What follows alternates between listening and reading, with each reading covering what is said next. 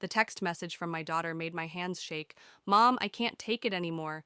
They said I'm going to hell. My name is Juliana, and until 6 months ago, I thought I was doing okay as a single mom. Sure, the divorce 3 years back had been messy, but Lexi and I had found our rhythm. Then everything changed when she came out to her father. I was in the middle of organizing our annual Pride rally when Lexi called me sobbing. Dad and Vanessa won't let me wear what I want to school, she choked out. They made me change 3 times this morning. Said I look too gay. My blood boiled. I'm coming to pick you up right now. No, Mom, please. Dad will just get angrier. I gripped my phone tighter. Put him on. Juliana, Greg's voice dripped with condescension. Don't start. We're just trying to protect her from making choices she'll regret. Choices? Like being herself? She's confused. And your activism isn't helping. I heard Vanessa in the background, her lawyer voice sharp and clear. Greg, don't engage. We've discussed this. My brother Glenn had warned me this would happen. The second Greg married that corporate shark, he'd said, I knew they'd try to control everything. Later that evening, I sat with Lexi on our worn leather couch, her head on my shoulder as she showed me the messages they'd been sending her. Each one felt like a knife to my heart. God doesn't make mistakes, Vanessa had written. You're just going through a phase. Think about your future, Greg texted. No good college will want someone who presents themselves like this. Mom? Lexi's voice was small. Why do they hate who I am? I pulled her closer. They don't hate you, baby. They hate what they don't understand. And that's their problem, not yours. My phone buzzed. It was Patricia, my best friend and fellow activist. Tell me you've seen the Facebook post, she said when I answered. What post? Greg's, about praying for confused youth. He basically outed Lexi to their entire church community. I felt the rage rise in my chest. He did what? I've got screenshots. And Juliana? It gets worse. Vanessa commented about seeking intervention for Lexi. I looked at my daughter, now curled up with her sketchbook, drawing the fierce, beautiful characters that helped her escape. She was wearing the rainbow bracelet I'd given her, though she had to hide it at her father's house. Patricia, I need a favor. Can you recommend a good family lawyer? Already on it. Remember Maria from the center? Her partner specializes in LGBTQ+ family law. I'll send you her number. That night, after Lexi went to bed, I sat at my kitchen table with a glass of wine, staring at old family photos on my phone. There was one from just 3 years ago, Greg, Lexi, and me at her middle school graduation. We were all smiling. It looked so normal, so perfect. The next photo was from last month's Pride March. Lexi, surrounded by our chosen family, beaming in her handmade Love is Love shirt. That was real happiness. That was my daughter, finally free to be herself. My brother Glenn called just as I was about to head to bed. You okay, sis? No, I admitted. I'm angry and scared. What are you going to do about it? I thought about Lexi's tears, about Greg's public shaming, about Vanessa's cold legal threats.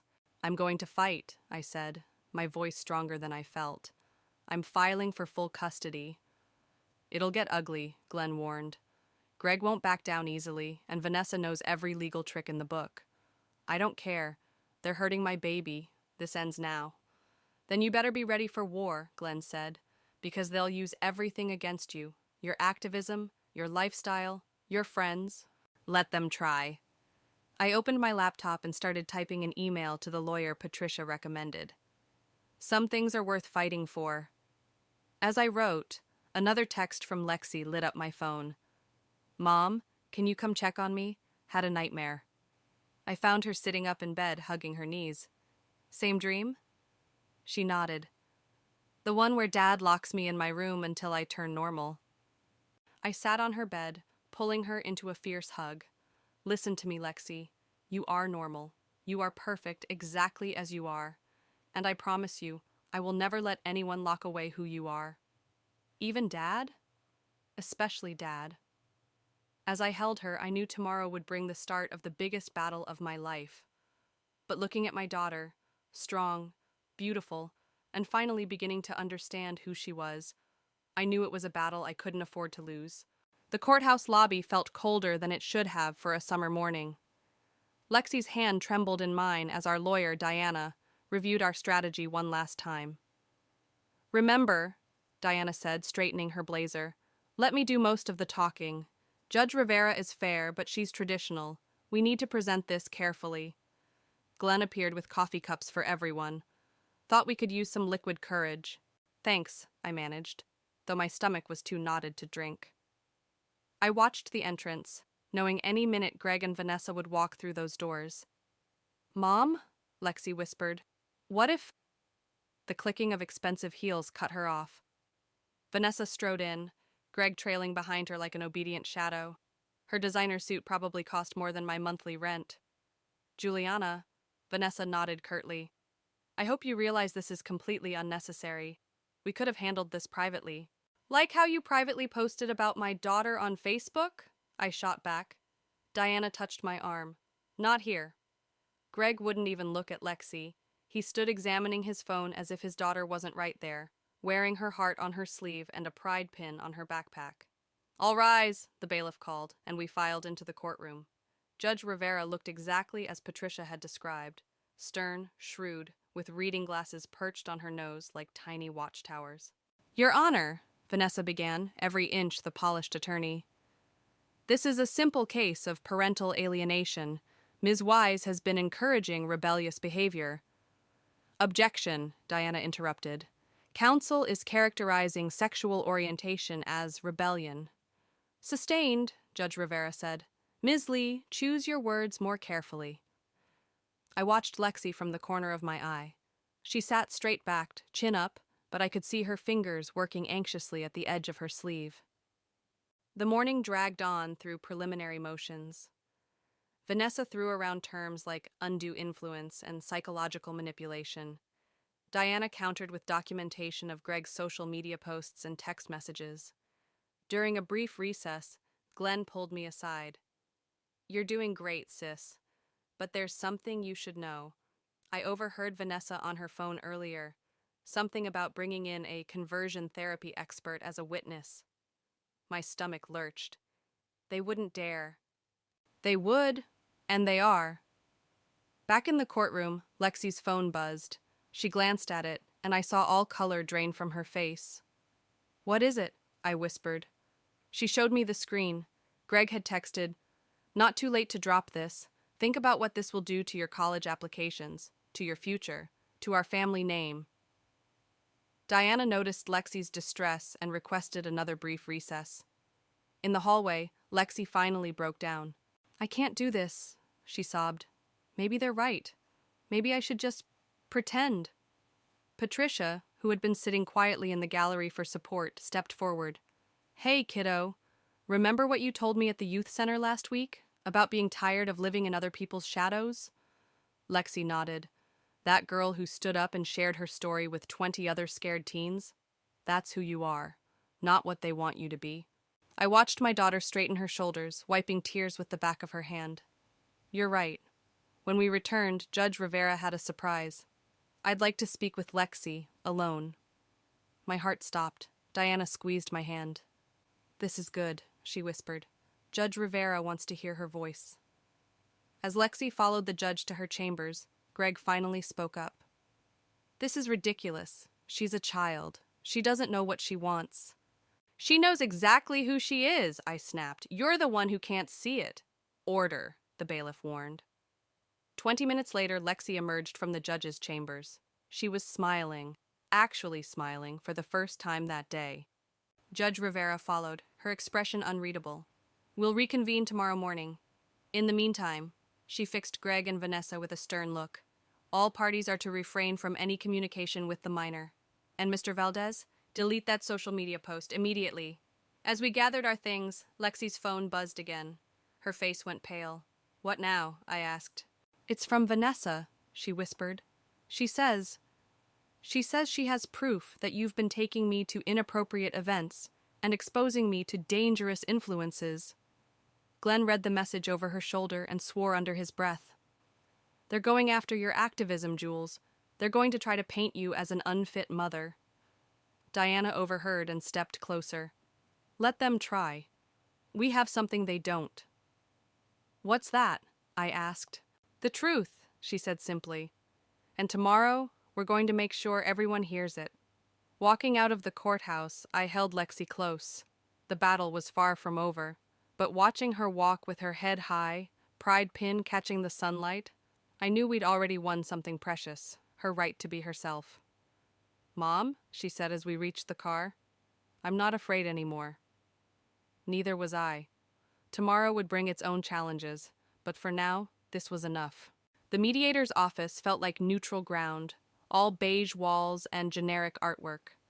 I arrived early, watching Vanessa through the glass door as she paced the hallway, phone pressed to her ear. Ready? Diana asked, arranging her files on the conference table. As I'll ever be. Vanessa entered alone. Greg sends his regrets. He had an unavoidable business meeting. How convenient, I muttered. The mediator, a silver-haired woman named Rachel, began with the usual pleasantries. But something was off about Vanessa today. The sharp edges of her corporate armor seemed dulled, her usual confidence cracked. Before we start, Vanessa said, I'd like to speak with Juliana, privately. Diana raised an eyebrow. I advise against— It's fine, I interrupted. Let's hear what she has to say. Rachel directed us to a smaller room down the hall. As soon as the door closed, Vanessa's shoulders slumped. You have no idea what you're doing, she said quietly. The people you're up against? You mean you and Greg? No. She ran a hand through her perfectly styled hair. The church, the community, the donors who fund Greg's business, they're already talking about making an example of your case. Is that supposed to scare me? It should. She turned to face me.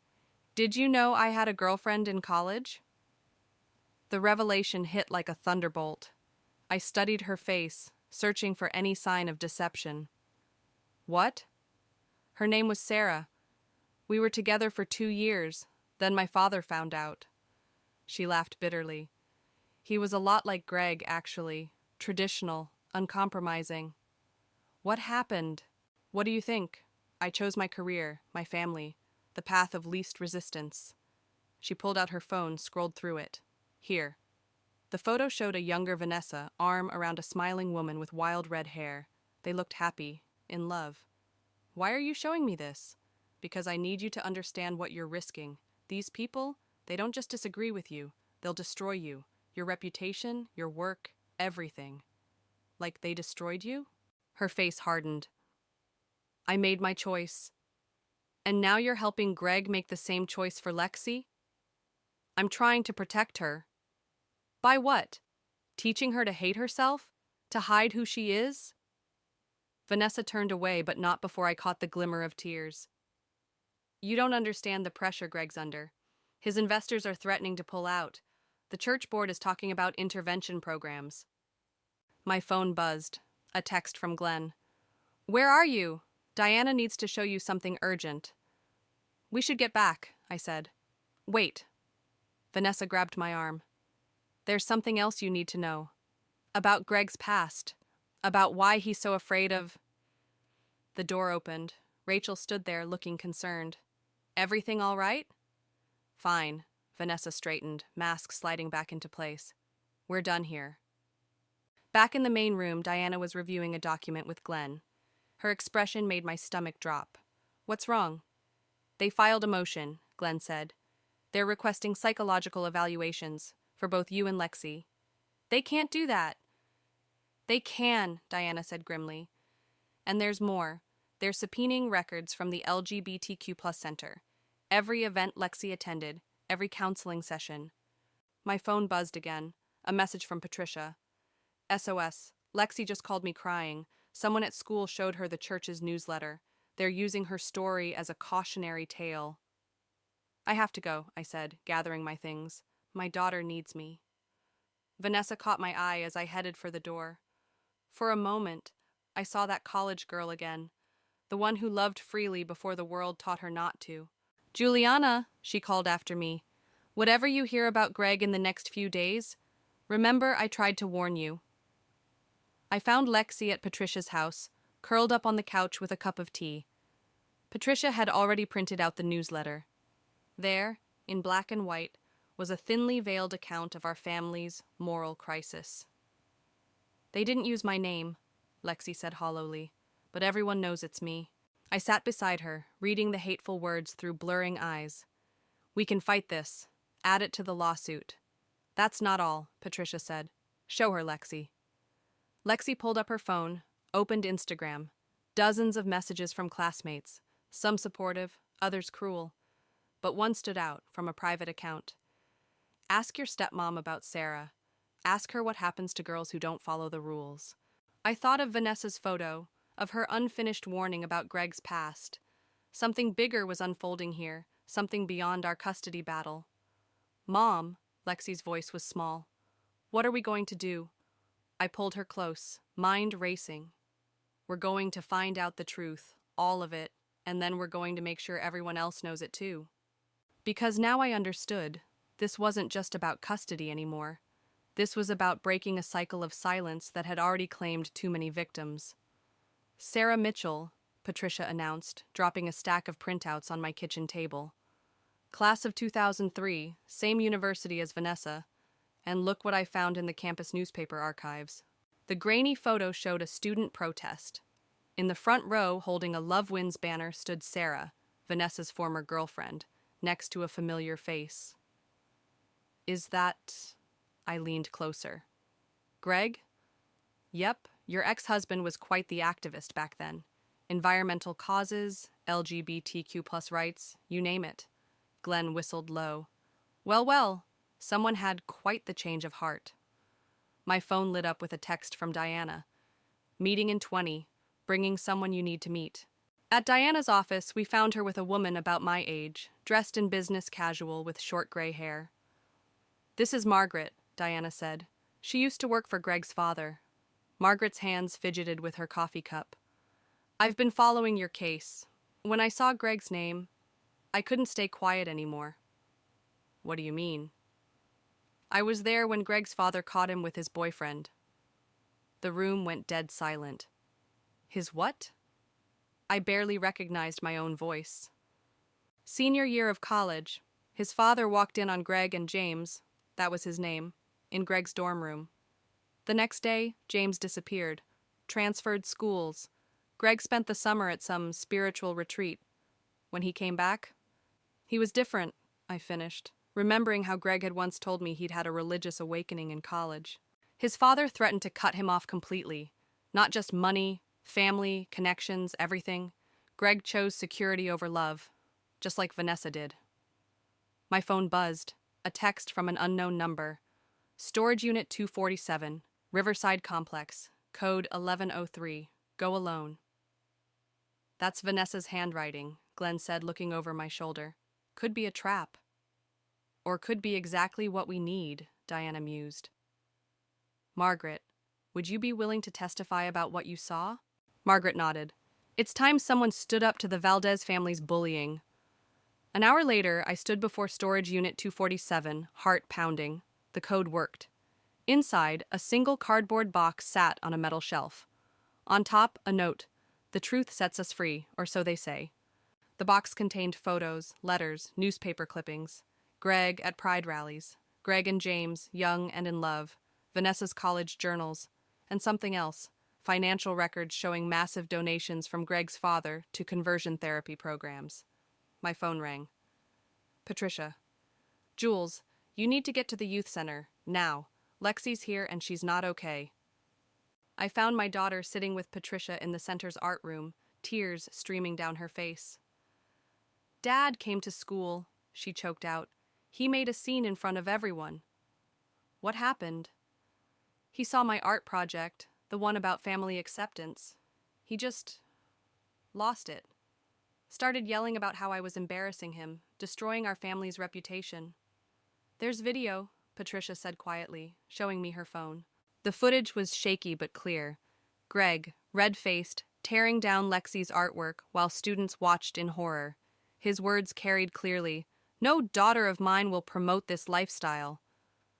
"The principal called him in," Lexi continued. "That's when he said he was sending me to this special program, to fix me." My blood ran cold, remembering the financial records I'd just found. Over my dead body. Glenn arrived minutes later with Diana. As they reviewed the video, I held Lexi, whispering promises I swore I'd keep. "This changes everything," Diana said. "Combined with what Margaret told us, and these documents from Vanessa, we can prove a pattern of psychological abuse." My phone buzzed again. Another text from Vanessa. "Greg knows I gave you access to the storage unit. He's on his way to destroy everything. Whatever you found, I hope it was worth it. Glenn, drive to the storage unit. Now. Save what you can. On it." Diana was already typing on her laptop. "I'm filing for an emergency hearing. This ends now." Lexi touched the torn remains of her artwork. "Mom, can I ask you something?" "Anything, baby." "Why do people hate themselves so much that they hurt others?" I thought of Greg and Vanessa, of all the lives twisted by fear and shame. Sometimes it's easier to break others than to face what's broken inside yourself. Patricia squeezed Lexi's shoulder. "But you're braver than that. You're choosing truth over comfort." My phone lit up with a photo from Glenn. Greg's car at the storage facility, Vanessa trying to block his path to the unit. "It's all coming to a head," Diana said. "Tomorrow's hearing will be explosive. Are you ready?" I looked at my daughter, strong, resilient, refusing to hide who she was, and knew the answer. They wanted a war over family values. Let's show them what real family values look like. Because tomorrow, the truth wouldn't just set us free. It would shatter the chains that had bound too many hearts for far too long. The emergency hearing turned the courthouse into a circus. News vans lined the street, and a small crowd of protesters gathered outside, some with rainbow flags, others with religious signs. "Ignore them," Diana advised as we hurried up the steps. "Focus on what matters." Inside, Glenn was waiting with Margaret and Sarah. Vanessa's ex-girlfriend had flown in overnight after Glenn tracked her down. "Where's Vanessa?" I asked, scanning the crowded hallway. "Haven't seen her," Glenn replied. "But Greg's inside with his father. They brought reinforcements, some big-shot lawyer from the church's legal team." Judge Rivera's courtroom was packed. Greg sat at the defendant's table, his father's hand firmly on his shoulder like a puppet master. The empty chair beside him spoke volumes. "All rise." Judge Rivera studied the room over her glasses. "I understand we have new evidence warranting this emergency session." Diana stood. "Yes, Your Honor. We have documentation of a systematic pattern of emotional abuse, including video evidence from yesterday's incident at the school." "Objection!" Greg's new lawyer shot up. "This is a private family matter," which became public when Mr. Valdez chose to make a scene in a school hallway, Diana countered. "We have multiple witness statements, including from faculty members." The video played on the courtroom screens. Watching Greg tear down Lexi's artwork again, hearing his venomous words, made my stomach turn. But it was his father's reaction that caught my attention. A small, satisfied smile. "Furthermore," Diana continued, "we have evidence that Mr. Valdez's behavior is driven by his own suppressed history and family pressure." Greg's face went white. His father's hand tightened visibly on his shoulder. The courtroom doors burst open. Vanessa strode in, makeup smeared, designer suit wrinkled. "Your Honor," she announced, "I need to make a statement." "Ms. Lee," Judge Rivera warned, "you're late and out of order." "Please!" Vanessa's voice cracked. "This has to stop." Greg half rose. "Vanessa, don't—" "I've spent 20 years hiding who I am," she continued, ignoring him. "I've helped perpetuate the same system that almost destroyed me. And now," she looked at Lexi, "I'm watching it try to destroy another young life." Greg's father stood up. "This is outrageous. Your Honor." "Sit down," Judge Rivera ordered. "Ms. Lee, continue." Vanessa pulled out her phone. "I have recordings, conversations between Greg's father and church officials, planning to send Lexi to the same conversion program they sent Greg to in college. The same program that drove 3 teenagers to suicide last year." The courtroom erupted. Judge Rivera banged her gavel repeatedly. "That's a lie," Greg's father shouted. "No," a quiet voice said. "It's not." Everyone turned. Margaret stood up from her seat in the gallery. "I worked for you for 15 years, she said to Greg's father. I watched you break your son. I watched you threaten and manipulate anyone who didn't fit your perfect image. I kept quiet then. I won't anymore. Diana handed the judge a thick folder. Financial records, Your Honor, proving the connection between Mr. Valdez Sr. and these illegal conversion programs. Greg seemed to collapse in on himself. Dad, he whispered, you promised you'd never... Not to Lexi. You weak, pathetic, his father started, but Judge Rivera's gavel cut him off.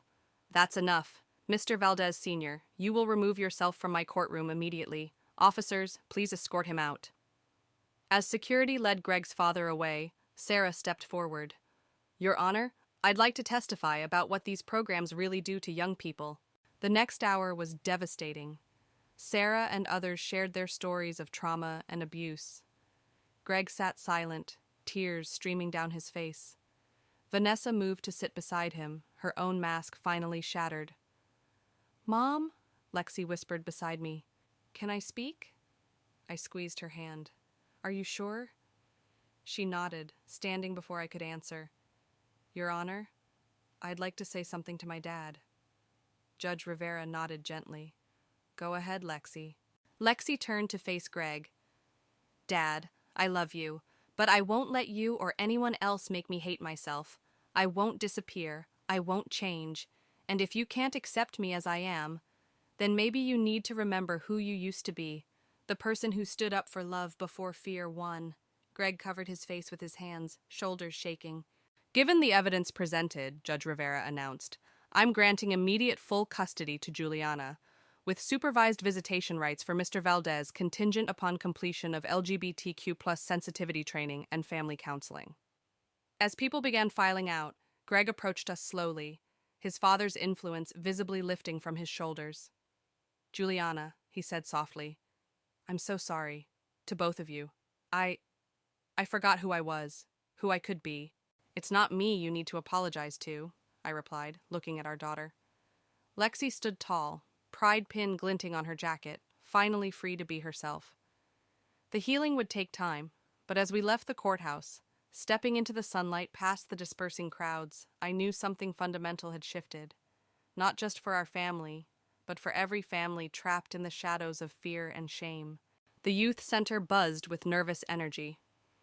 2 weeks after the emergency hearing, Lexi was finally ready to tell her story, not just to the court, but to the world. You don't have to do this, I reminded her, as she adjusted her microphone. Local news cameras were setting up in the back of the room. Yes, I do, she said firmly. For all the kids who can't speak up yet. Patricia had organized the press conference perfectly. Rainbow flags hung alongside hand-painted signs reading, Love wins, and family means everyone. The room was packed with supporters, including several of Lexi's classmates. 5 minutes, Glenn called out, checking his watch. The back door opened. Greg slipped in quietly, looking uncomfortable in casual clothes instead of his usual business suit. Vanessa followed, carrying a small rainbow flag. Is it okay that they're here? Patricia whispered to me. Before I could answer, Lexi walked over to them. You came. Greg nodded, clearing his throat. I wanted to hear what you have to say. Really hear it this time. Diana appeared at my elbow. Heads up! Greg's father just pulled up outside with some church protesters. Should we cancel? I asked, watching Lexi. No, she said, overhearing. Let them come. Let them hear the truth, too. The cameras started rolling. Lexi stepped up to the podium, hands steady as she unfolded her prepared speech. But instead of reading it, she set it aside. My name is Lexi, she began, and this is my story. Not the version my grandfather wanted to tell. Not the cautionary tale my father's church tried to make it. My real story. The room fell silent. 2 months ago, my father ripped down my artwork because it showed 2 girls holding hands. He was afraid, not of the art, but of what it revealed about me, about him, about the walls we build to hide our truths. Greg shifted in his seat, but didn't look away. I watched my stepmother bury who she was for years. I watched my father forget the person he used to be. Someone who fought for justice, who believed in love. And I decided I wouldn't do the same. Outside, we could hear the protesters starting to chant. Lexi raised her voice slightly. To every kid sitting in their room right now, afraid to tell their parents who they are, you're not alone. To every parent choosing between their child's truth and their community's approval, choose your child. Always choose your child. Tears streamed down Vanessa's face. Greg reached for her hand. My grandfather tried to send me to a place that breaks people, makes them hate themselves. But hate isn't stronger than love. Fear isn't stronger than truth. The back doors burst open. Greg's father stood there, face red with anger. This is an abomination. Security moved to intercept him, but Lexi held up her hand. No, let him stay. He needs to hear this most of all. Her grandfather froze, caught off guard by her calm authority. You tried to break your own son, Lexi continued, looking directly at him. You almost succeeded. But love is stronger than your fear. Truth is stronger than your shame. And I'm stronger than your hatred. How dare you? He started. No. Greg stood up suddenly. How dare you, Dad? How dare you try to do to my daughter what you did to me? The room erupted in applause. News cameras swiveled between Greg and his father. You're all sick, the older man spat, but his voice wavered. The only sickness here, Vanessa said clearly, is the poison of intolerance you've been spreading for decades. Security finally escorted him out. Lexi waited for quiet before continuing. Today, I'm not just speaking for myself. I'm speaking for Sarah, who lost years of her life to fear, for my stepmother, who's finally learning to be herself again, for my father, who's choosing love over fear, even though it's hard. Greg wiped his eyes openly now. But mostly, I'm speaking for every kid who's been told they need to be fixed. You don't. You're not broken. You're beautiful and brave and worthy of love exactly as you are. The room exploded in cheers. Patricia was sobbing openly. Glenn whistled and clapped. One last thing, Lexi said. To the people who run these conversion programs, who profit from pain and shame, we're coming for you. With truth, with love, and with the law. Your time is over. As reporters began shouting questions, Greg made his way to the podium.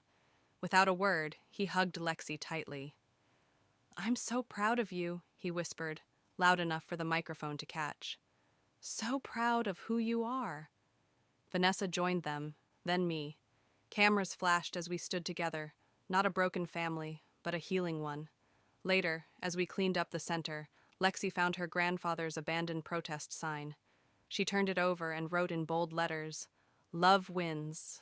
What should we do with it? She asked.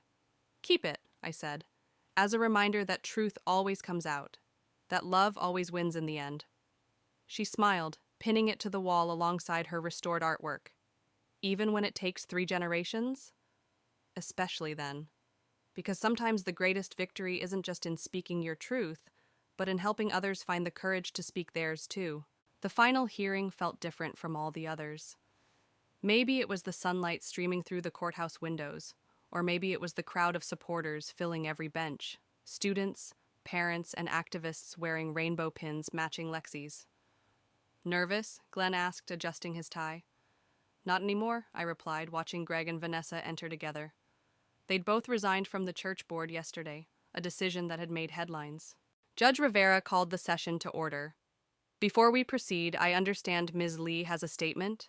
Vanessa stood, her designer suit replaced by a simple blazer and pants. Yes, Your Honor, I need to confess something. The room hushed. 10 years ago, I was part of the legal team that helped cover up 3 suicide attempts at New Dawn Conversion Center. I drafted the non-disclosure agreements. I threatened the families with lawsuits if they spoke out. Gasps rippled through the courtroom. I did it because I was afraid, because I'd been through a program like that myself, and fear becomes a habit, but not anymore. She pulled out a thick folder. These are all the documents, every case, every cover-up, every payment. Greg's father, sitting in the back row, stood up. This is a violation of attorney-client privilege. Actually, Diana interjected, since these documents reveal ongoing criminal activity, they're exempt from privilege. Mr. Valdez Sr., Judge Rivera warned, One more outburst, and you'll be removed. Again. Vanessa continued, her voice stronger. I'm prepared to testify about everything I witnessed, about how these programs operate, how they target vulnerable families, how they destroy young lives in the name of healing. Two police officers entered the courtroom quietly, taking positions near the exits. Furthermore, Vanessa pulled out her phone. I have recorded conversations with board members discussing how to hide the death of a 16-year-old participant last summer. The room erupted. Greg's father lunged forward, but security intercepted him. You'll regret this, he shouted as they led him away. All of you. No, Greg stood up. We regret staying silent for so long. Judge Rivera banged her gavel. Order. Ms. Lee, are you prepared to face the legal consequences of your actions? Yes, Your Honor. Whatever it takes to make this right. Very well. Bailiff, please take Ms. Lee's statement for the record. She turned to Greg. Mr. Valdez, you have something to add? Greg approached the bench, pulling out an envelope. My resignation from my father's company and documentation of every donation they made to conversion programs. I can't undo the past, but I can help prevent more damage. From her seat beside me, Lexi squeezed my hand. The court acknowledges these submissions, Judge Rivera said. Now regarding the custody arrangement— Wait! A voice called from the back. Sarah stood up. There's more. She walked forward carrying a laptop. I've been working with a survivors network. We have testimonies from over 300 people who went through these programs. Videos, journals, medical records, everything. Judge Rivera studied the evidence, her expression grave. This goes far beyond a custody case. That's the point, Your Honor, Diana said. This case exposed a system of abuse that's destroyed countless lives. We're asking not just for custody reform, but for criminal investigation into these facilities. The judge nodded slowly. I agree. She turned to the court reporter. Contact the district attorney's office immediately and get me the attorney general on the phone. The next hour passed in a blur of legal terminology and procedural details. But one moment stood crystal clear. Judge Rivera looking directly at Lexi. Young lady, your courage started this. Would you like to say anything before I make my final ruling? Lexi walked to the podium, tall and confident. Just this. No one should have to choose between their family and their truth. And no one should profit from teaching children to hate themselves. The courtroom burst into applause. Judge Rivera didn't try to stop it. In light of all evidence presented, she announced, I'm not only confirming full custody to Juliana, but I'm issuing an immediate injunction against all conversion therapy programs in this jurisdiction. Furthermore, I'm recommending a full federal investigation into these facilities nationwide. More applause, tears, hugs. Mom! Lexi threw herself into my arms. We did it! Greg joined us, looking both relieved and haunted. I'm so sorry it took me so long to stand up to him. You did it when it mattered most, Lexi said, hugging him too. Vanessa approached more hesitantly. They're taking my statement now. I might face disbarment, maybe worse.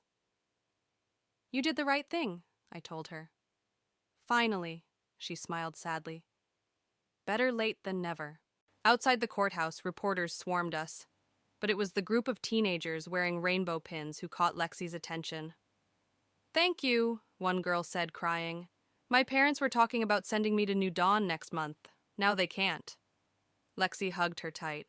You're perfect exactly as you are. Glenn appeared with Patricia, both grinning. Ready to go?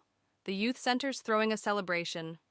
As we walked down the courthouse steps, past the news vans and gathered crowd, I saw Greg's father being led to a police car in handcuffs. He looked small now, his power stripped away by truth. Mom? Lexi linked her arm through mine. What happens next? I looked at our unlikely alliance. Greg, Vanessa, Sarah, all the survivors and supporters gathered around us. Now, I said, we make sure this never happens to another child again. Because sometimes justice isn't just about winning a case. Sometimes it's about changing the world. The autumn breeze carried the sound of laughter from the youth center's garden, where Lexi and her friends were hanging pride flags for the grand reopening. The building had doubled in size, funded by the settlement money from the conversion therapy lawsuit. Need any help? Greg called from the sidewalk, carrying a box of supplies. Dad, you came! Lexi rushed to hug him. She was wearing the Love Wins t-shirt she'd designed for the center's new logo. Wouldn't miss it, he smiled, setting down the box. Though I wasn't sure I'd be welcome. Everyone who chooses love over hate is welcome here, Patricia said, emerging from the building. Those are the new rules. Inside, volunteers arranged chairs for the evening's support group meeting. Sarah was setting up a display of survivor stories, photos, letters, and artwork from across the country. The wall behind her showcased newspaper headlines about the nationwide investigation and subsequent closures of conversion programs. Look what came, Glenn announced, waving a letter. The governor signed the ban into law this morning. No more conversion therapy in our state, ever. Applause erupted. Vanessa, who'd been organizing resource pamphlets, wiped away tears. You okay? I asked her. Better than okay. She straightened her community counselor badge. After surrendering her law license, she'd found her true calling helping LGBTQ+ youth. For the first time in my life, I feel free. The door chimed. A teenage boy entered hesitantly, his father hovering behind him. Is this where the parent support group meets? The father asked. Right this way. Greg stepped forward. I lead that group now. First time? The man nodded. My son just came out. I don't want to make the same mistakes my father made, but I don't know where to start. Start by listening, Greg said gently. That's what I learned the hard way. As they talked, Lexi tugged my sleeve. Mom, come see what we did with the art room. The formerly plain space had been transformed. Rainbow-painted walls displayed artwork from local LGBTQ+ youth. In the center stood Lexi's restored piece from school, the one Greg had torn down, now framed and spotlighted. Beautiful, isn't it? Sarah appeared beside us. The truth always finds its way into the light. Speaking of truth, Lexi said, Grandpa sent another letter from prison. My stomach tightened. What did he want? To apologize, he says, but also to justify everything he did. She pulled out the envelope. I'm not going to read it. Some people choose hate until the end.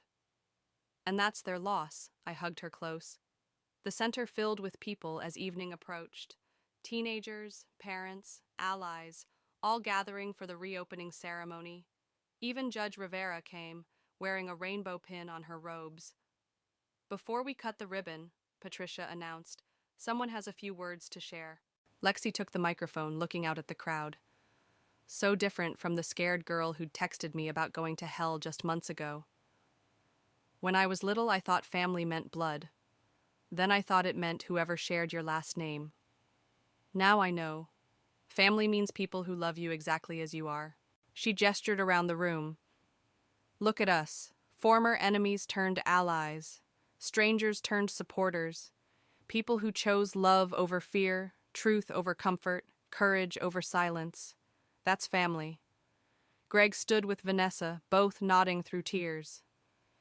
This center isn't just a building, it's a promise that no child will face rejection alone, no parent will struggle without support. No one will have to choose between being loved and being themselves. The crowd cheered. In the back, I saw the teenage boy lean against his father, who wrapped an arm around him. My grandfather tried to break our family with hate. Instead, he showed us how to build a stronger one with love. So this ribbon cutting isn't just opening a building, it's opening our hearts. To truth, to healing, to hope. As Lexi cut the rainbow ribbon, the room erupted in celebration. Greg hugged her tight, whispering something that made her laugh.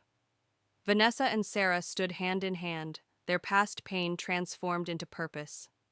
Glenn appeared with cake, Patricia started the music, and the center came alive with joy. Mom, Lexi found me in the crowd. Thank you for fighting for me. For us. Always, I promised. And Mom? I've been thinking, maybe we should write our story, help other families find their way through the dark. I watched Greg leading his support group, Vanessa counseling a nervous parent, Sarah sharing hope with survivors. All the broken pieces of our journey had formed something beautiful. You're right, I said. Stories have power. They can break chains, open hearts, change lives. Like ours did? like ours continues to do. Because that's the thing about truth. It doesn't just set you free, it shows others the way to freedom too. And sometimes, the families we build from the ashes of what was lost shine brighter than the ones we were born into. That's not just justice, that's magic.